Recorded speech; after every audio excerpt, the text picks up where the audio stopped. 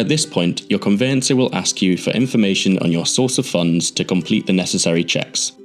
These checks help ensure that money being used for your purchase comes from legitimate sources. Similar checks are carried out by banks, estate agents, and other professionals involved in property transactions. As part of your welcome pack, we will have asked you to tell us how you intend to pay for your purchase. This is known as your source of funds. This might include a deposit you've saved, a mortgage you're obtaining, or a financial gift from someone else. A source of funds check helps us understand where your money is currently held and how that money was generated.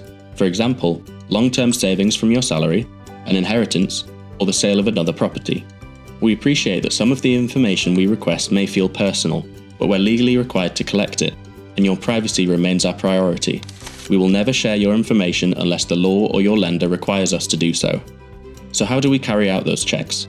Once your conveyancer has reviewed the initial details you provide, they will contact you to request evidence of your funds. This happens in one of two ways. You may be asked to complete an Armalytics report. Armalytics is an open banking tool that allows you to share financial information safely. You will receive a secure link via text or email.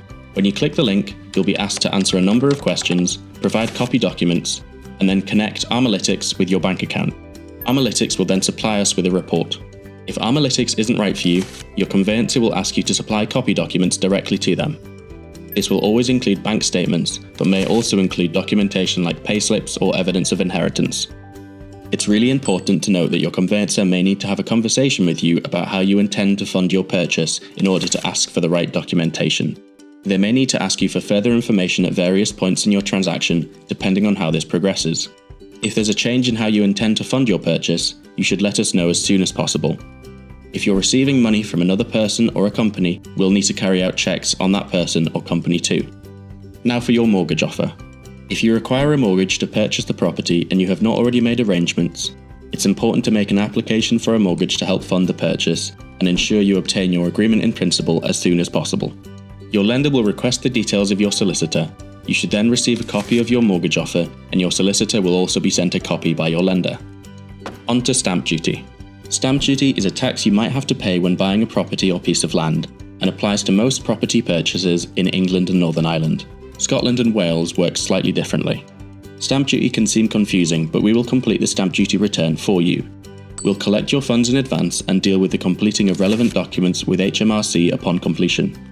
If this is your first property purchase, there are different rules and stamp duty exemptions for first-time buyers.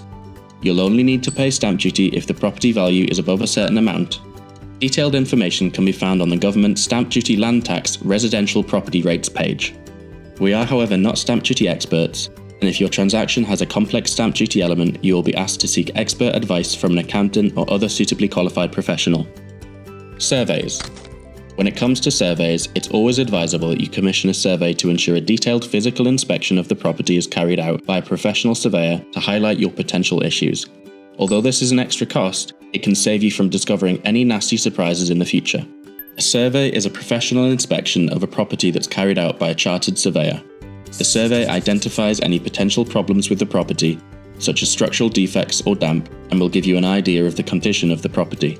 Your conveyancer will review the survey results, and if needed, this information can be used to negotiate on the price of the property or to help you decide whether or not to proceed with your purchase.